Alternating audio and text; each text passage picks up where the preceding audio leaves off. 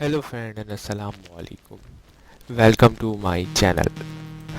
आज अगर किसी घर के अंदर कोई बच्चा पैदा हुआ है पाकिस्तान में तो वो 16,000 का मकरूज़ बन चुका है। वो कैसे? वो इसलिए कि नवंबर के अदाद शुमार के मुताबिक पाकिस्तान के ऊपर 35,000 अरब रुपए का कर्ज़ा है। इसलिए हम यहाँ तक कैसे पहुँचे, और इसको समझने के लिए पहले तो ये देखना पड़ेगा कि हुकूमत पाकिस्तान की आमदनी कितनी है और हुकूमत पाकिस्तान के अखराजात कितने हैं। 3 फरवरी को हुकूमत ने कुछ अदाद शुमार जारी किए हैं।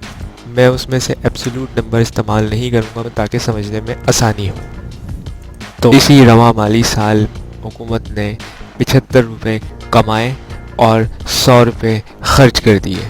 अब हुकूमत ने 25 रुपये तो कमाए नहीं थे लेकिन खर्च कर दिए, तो ये जो 25 रुपये हैं ये हुकूमत का खसारा है, जो कि पिछले साल इन्हीं 6 माह के दौरान खसारा था उससे 14% ज़्यादा है।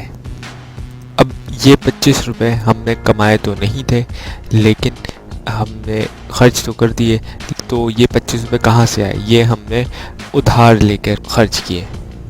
अब यूँ कह लें कि तकरीबन 60% या समझ लें 15 रुपये हमने लोकल बैंक से कर्ज़ लिया और जो 10 रुपये बचे या 40% वो हमने इंटरनेशनल बैंकों से कर्ज़ लेकर हमने अब इस डेफिसिट को पूरा किया। ये सिलसिला सालों से चला आ रहा है। हम कमाते कम हैं और खर्च ज़्यादा करते हैं तो हमारा डेफिसिट आता है और हम और कर्ज़े लेते चले जाते हैं। इसे एक मिसाल से समझे, जो हमने जो 100 रुपये खर्च किए थे उसमें से सिर्फ 33 रुपये जो हमारे पिछले कर्ज़ों की अदायगी में ही चले गए। तो अंदाज़ा लगा सकते हैं कि आप कितनी ज़्यादा हमने कर्ज़ों की अदायगी की है। और इसके बावजूद कि G20 कंट्रीज़ ने हमें रिलीफ दिया था कि हम 6 माह तक कोई कर्ज़ा नहीं उतारेंगे, और वो कर्ज़े अलग हैं, और जो हमने अभी हम 33 रुपये जिस पे जो कर्ज़े पे हमने ख़र्च किए हैं ये उनके अलावा कर्ज़ा है। कितने पैसे हमारे कर्ज़े की अदायगी में ही चले जाते हैं। हुकूमत की आमदनी और अखराजात में कहाँ पे गड़बड़ है ये समझने की कोशिश करते हैं, क्योंकि अगर हमें ख़राबी समझ में आ गई तो शायद हम इसका हल भी निकाल लें। रवा माली साल के अंदर अगर हुकूमत की आमदनी को चले 100 रुपये मान लेते हैं समझाने के लिए, तो उसमें से सिर्फ 73 रुपये हमने टैक्स की सूरत में कमाया है और 27 रुपये जो हैं वो हमने नॉन टैक्स रेवेन्यू की सूरत में कमाए हैं। और हुकूमत की आमदनी को 5 हिस्सों में तोड़ दिया जाए तो उसमें से एक हिस्सा जो है जिसके अंदर स्टेट बैंक का प्रॉफिट, PTA का प्रॉफिट और नादरा की शनाख्ती कार्ड और पासपोर्ट ऑफिस की जो फ़ीस होती है वहाँ से पैसे आते हैं। आमदनी के बाकी 4 हिस्से टैक्सेस से आते हैं, जिसमें से एक हिस्सा या थोड़ा सा ज़्यादा 30% डायरेक्ट टैक्स से आता है, यानी कि जो जितना ज़्यादा कमाता है वो उतना ज़्यादा टैक्स दे। डायरेक्ट टैक्सेस जो है वो माशरे के अंदर बराबरी को फ़रोग़ देते हैं और साथ ही इससे महंगाई कंट्रोल करने में मदद मिलती है। आमदनी के बाकी जो हिस्से हैं वो इनडायरेक्ट टैक्स से आते हैं, जिसके अंदर GST, motor vehicle tax, petrol tax वगैरह शामिल हैं। इनडायरेक्ट टैक्सेस गरीब और अमीरी में तफरीक नहीं करते। मिसाल दे दी जाए कि एक सेठ 20 लाख रुपए कमा रहा है और उसी की कंपनी में काम करने वाला एक मुलाजिम जिसकी तनख्वाह 20,000 है, वो दोनों 1 लीटर पेट्रोल के ऊपर 37 रुपये इनडायरेक्ट टैक्स दे रहे हैं। इनडायरेक्ट टैक्सेस माशरे के अंदर इनइक्वालिटी पैदा करते हैं और साथ ही साथ इससे महंगाई भी होती है।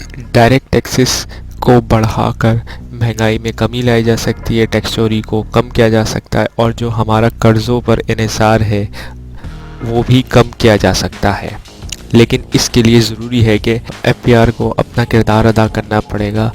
किसी भी पॉलिटिकल या किसी भी किस्म के दबाव को मरूज़ खातिर ना लाकर और गैर जानिबदार होकर काम करना पड़ेगा। लेकिन ये FPR के लिए बहुत मुश्किल काम है, तो FPR हमेशा आसान रास्ता इस्तेमाल करता है, और वो क्या कि वो हमेशा इनडायरेक्ट टैक्सेस को बढ़ाकर हुकूमत की आमदनी में इजाफा करता है। इसको मैं एक मिसाल से समझाता हूँ कि अगर पाकिस्तान के अंदर 2 अरब लीटर पेट्रोल बिकता है तो FPR सिर्फ उसके लेवी के अंदर 2 रुपये इजाफा कर दे तो हुकूमत माहाना 4 ارب روپے ریونیو کما سکتی ہے۔ بلکہ رواں مالی سال کے اندر کچھ ایسے ہی دیکھنے میں آیا کہ حکومت نے پیٹرول لیوی پہ کافی انحصار کیا ہے۔ حکومت نے 275 ارب روپے صرف پیٹرول لیوی سے کمائے ہیں۔ یہاں پہ میں سیل ٹیکس کی بات نہیں کر رہا، اور یہ اماؤنٹ پچھلے سال جتنا پیٹرولیم لیوی میں کمایا تھا اس کا 94% ہے۔ یعنی کہ مطلب اس 6 ماہ کے اندر آپ اتنا پیٹرولیم لیوی پے کر چکے ہیں کہ جتنا پچھلے سال پورے سال میں آپ نے پے کیا تھا۔ حکومت نے اگر اسی طریقے سے انڈائریکٹ ٹیکسز پہ فوکس رکھا اور ڈائریکٹ ٹیکسز کی طرف نہیں گئے تو جتنی مہنگائی ہو چکی ہے اور انڈائریکٹ ٹیکسز کی وجہ سے آئندہ جتنی مہنگائی ہو سکتی ہے تو یہ ان کے لیے ایک پولیٹیکل سوسائڈ ثابت ہو سکتا ہے جو کہ حکومت کبھی بھی افورڈ نہیں کر سکتی۔ دوسری طرف ٹیکس کی چوری نہیں پکڑی جائے، ایف بی آر کے اوپر بہت پیسے خرچ کیے جاتے ہیں ریفارمز کے اندر، اور ان کو پروفیشنل ٹریننگز کے لیے باہر بھی بھیجا جاتا ہے، لیکن نتیجہ صرف اور صرف 0 ہے۔ تو اسی وجہ سے ہماری آمدنی نہیں بڑھ پا رہی، تو ہمارا انحصار جو ہے وہ قرضوں پہ چلا جاتا ہے۔ ہم اپنا کشکول اٹھا کر فورن بینکس کے پاس چلے جاتے ہیں یا پھر لوکل بینکس کے پاس چلے جاتے ہیں تاکہ ہم اپنے جو اخراجات ہیں اس کو پورا کر سکیں۔ رواں مالی سال کے اندر اگر آپ 33 روپے جو آپ نے صرف قرض کی ادائیگی میں اگر خرچ نہیں کیے ہوتے تو آپ کا جو 25 روپے ڈیفیسٹ آیا وہ نہیں آتا، بلکہ آپ کا 11 روپے سرپلس آتا۔